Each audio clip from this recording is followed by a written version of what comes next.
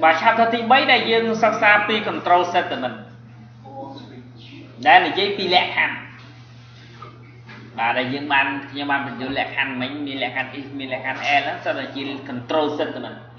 tại control settlement mình miền tam tại if settlement thì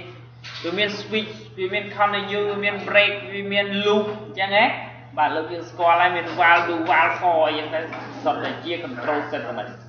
nè thì mỗi dừng lơ control settlement mua cho mình giấy cứ if else settlement và chẳng if else settlement and switch settlement cái chặt tung thay chia selection chưa được mà hai đây mình thay chưa được và lại khăn vất đầm na ca bảo ý trao eo và lại khăn mình vất trao ý gom eo và chưa bà switch có chưa được đấy và vì chưa được khác thì mùi bao viên và copy loop đấy bà loop bữa đá ở đó tầng ọ bữa đá ở đá tầng ọ chẳng ấp chưa rơi tới lúc vì còn ăn đầm ná cap và xem lật nó ngồi vô vô chung ấy chẳng hạn và tại bởi if else statement dần switch statement cái chặt tục thay chia selection statement những đăng cái tham bởi lẹt hành if but statement if trời bạn đá chẳng ấy dần phải chăm cái này là chúng tôi bật cái chapter thứ mấy bao nhiêu như check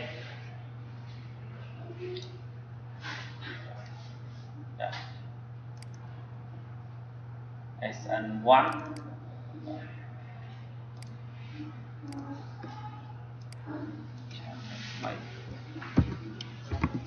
chapter 3 vậy đấy và cái này của dân công chờ lắm do S này S này vì nâng chuông thì lừa chạy chặt bá có dưỡng pi pon mà còn là vậy đó tại dưỡng ăn đèn to đó ấy thì miền đàn nó có tay miền đi được trong đây này bữa ăn miền nó vì là ô tô tới chuyển nó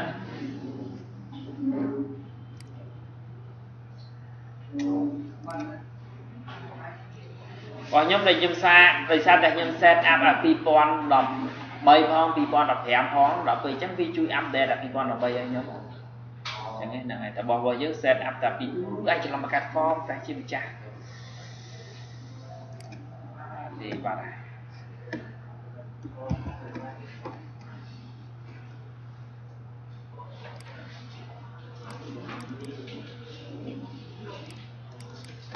chapter 3 vậy đấy và xong mình đi trao cái link mới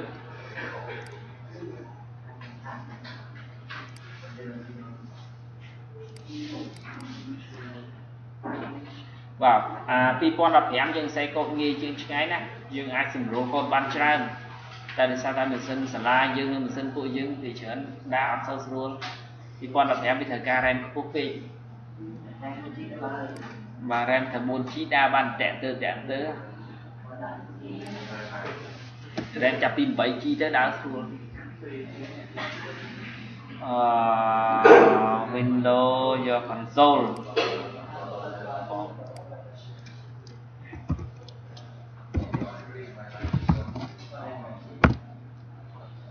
bây giờ mình xin dương chặt pin 7 chi tới dương sẽ làm pi pon đọc hẻm đó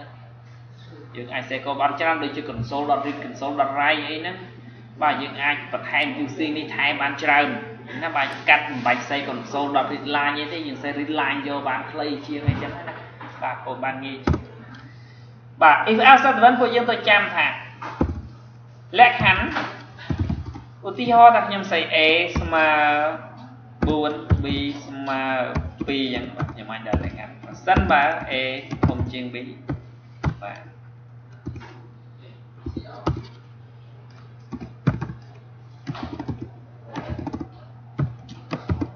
chẳng ấy và L bởi nhưng đại in một tiết viên là tròn rồi chẳng á L ấy viết bằng cặp lẹt hành mỗi cứ tròn này cái é tôi chia rồi mà bị nát này tại bực xem ra lẹt hành ý é tôi chiên bí chẳng asma giờ thấy bên đó asma giờ thì chẳng hết và vì L trong cái đó L trong cái với sao đây kìa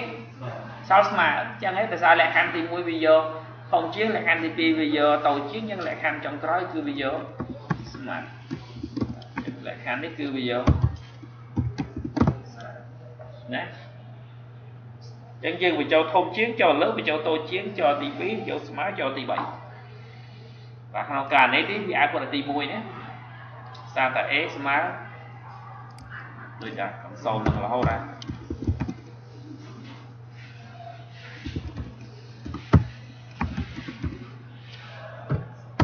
và chà quá bạch giấy đi xe và chẳng ấy tại vì dân đã lẽ khăn vì bị thông chiên với chẳng nguyên là ai không ấy tôi chỉ là bị tại vì dân đã lẽ khăn thay vì smart này nguyên là tranh e smart bị có đấy và ăn bại vô tên đó hãy tới trong trăm bây giờ dân prime compound settlement nhưng ai prime compound but compound but ក្នុងករណីដែលនៅក្នុង x នេះមានច្រើន settlement ឧទាហរណ៍ថានៅក្នុង x មិនមានច្រើន settlement ហើយយើងមិនបានប្រើ compound settlement យើងនឹងមានបញ្ហាទៀតថានៅក្នុង x នេះមានច្រើន settlement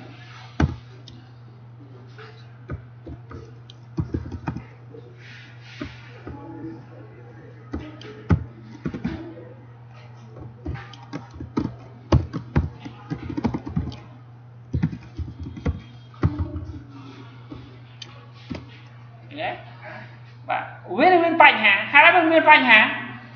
ដោយសារតែនៅក្នុង x វាដាក់បានតែមួយ settlement ទេយ៉ាងច្រើនបាននៅក្នុង x មានលើសពីមួយ settlement យើងត្រូវប្រើ compound settlement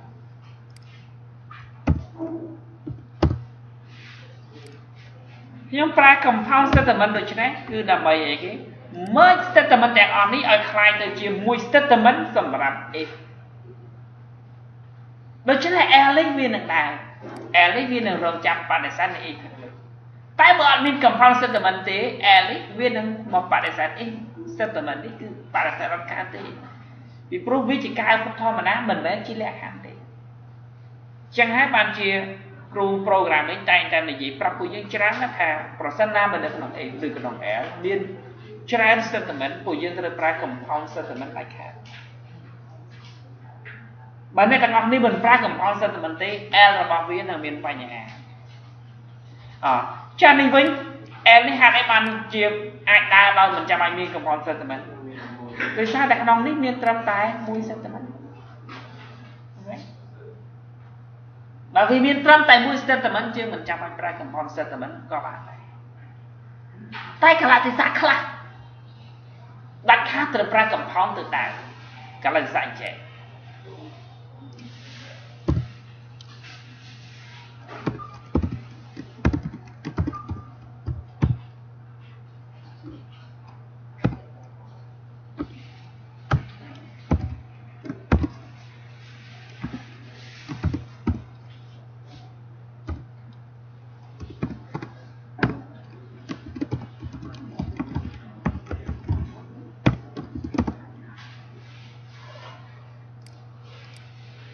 ខ្ញុំប្រើ L តែខ្ញុំប្រាប់អ្នកទាំងអស់គ្នាថា L នេះខ្ញុំចង់ឲ្យបដិសេធ x មួយនេះមើលណាអានេះខ្ញុំចង់បញ្ចប់វាត្រឹមប៉ុណ្ណឹងខ្ញុំចង់ឲ្យ L ខ្ញុំនេះទៅបដិសេធ x ខាងលើបដិសេធអត់បានទេពីព្រោះពេលដែលយើងប្រើ L ដូច្នេះវានឹងអូតូម៉ាទិកមកបដិសេធ x ទី1ចឹងបើយើងចង់មាននេះថាឲ្យ L នេះបដិសេធ x ខាងលើគឺយើងត្រូវតែប្រើ compound settlement ដើម្បីប្រាប់វាចឹងណាបាទចឹងមានន័យថា x នេះគឺអត់មាន L ទេចឹងណាបាទ x ហ្នឹងបញ្ចប់ត្រឹមប៉ុណ្ណារីឯ L នេះគឺបដិសេធ x ខាងលើតែមួយ settlement ទេតែដាច់ខាតត្រូវប្រើ compound settlement ដែរក្នុងករណីដែលយើងចង់មាននេះឲ្យវាបដិសេធ x ណាដែលយើងចង់ឲ្យវាបដិសេធចឹងប្រយ័ត្នមែនទេពេលដែលយើងប្រើ if else statement អា compound statement ហ្នឹងធ្វើឲ្យយើងងល់ពេញហ្នឹងឯងចឹងហ៎នៅក្នុងករណីនេះវិញខ្ញុំអាចបន្តទៀត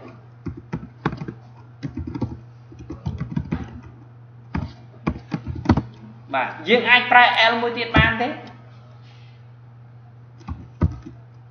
បាទប្រើ L មួយទៀតវាមិនដឹងជាបដិសេធ if មួយណាទៀតទេចឹងហ៎បាទពីព្រោះ L មួយនេះវាបដិសេធ if ចុងក្រោយនេះបាត់ហើយតែបើ L មួយនេះបដិសេធ if នេះ L នេះគឺបានបដិសេធ if លើបាទបាទឧទាហរណ៍ថាអានេះអត់មាន compound ទេបាទចឹង L នេះគឺដើម L នេះគឺបដិសេធ if ចឹងហ៎បាទហើយ L នេះបដិសេធ if នេះហើយ L នេះបដិសេធ if ខាងលើណាតែបើយើងប្រើ compound វាមានន័យខុសគ្នាចឹងពេលដែលពួកយើងប្រើ compound statement ត្រូវប្រយ័ត្នប្រយែងឥឡូវធ្វើលំហាត់ឲ្យខ្ញុំមួយ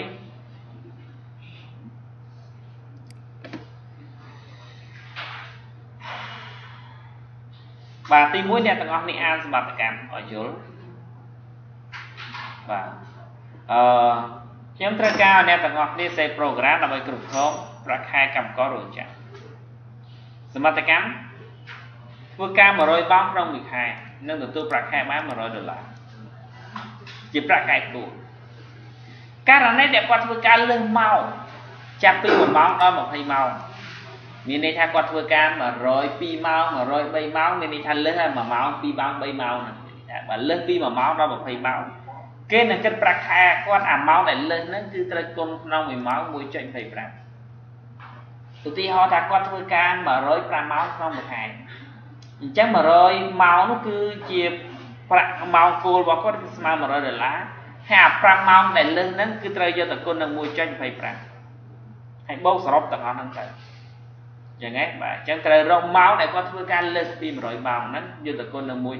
1.25 ក្នុងករណីដែលគាត់លើសចាប់ពី1ម៉ោងដល់20ម៉ោងបាទករណីតទៀតប្រសិនបើគាត់ធ្វើការលើសពី20ម៉ោងឡើងទៀតចឹងអាម៉ោងដែលលើសពី20ម៉ោងនឹងឡើងគេគិតក្នុង1ម៉ោង 1.50 ទីហោអញ្ចឹងគាត់ធ្វើការ125ម៉ោង5ម៉ោងចឹងអា20ម៉ោងនោះគេគិតឲ្យគាត់ក្នុង1ម៉ោង 1.25 ហើយអា5ម៉ោងដែលលើសពី20ម៉ោងនោះទៀតហ្នឹងគេនឹងគិតឲ្យគាត់ក្នុង1ម៉ោង 1.50 ហើយបូកនឹងប្រាក់ខែគោលគាត់$100ទៀតគឺជាប្រាក់ខែសរុបដែលគាត់ត្រូវបានយល់ទេជាមួយបងឯងត្រូវយល់ប្រធានគេសិនកុំតន់ថាគិតរឿងកូដណាកូដបងឯងចង់សេភាសា C ផ្លាស់ភាសា Java សេត្រូវដូចគ្នាតែទី1អ្វីដែលសំខាន់បងអូនត្រូវយល់ប្រធានបើបងអត់យល់ប្រធានហើយបងឯងប្រើ language ណាក៏ដែរណា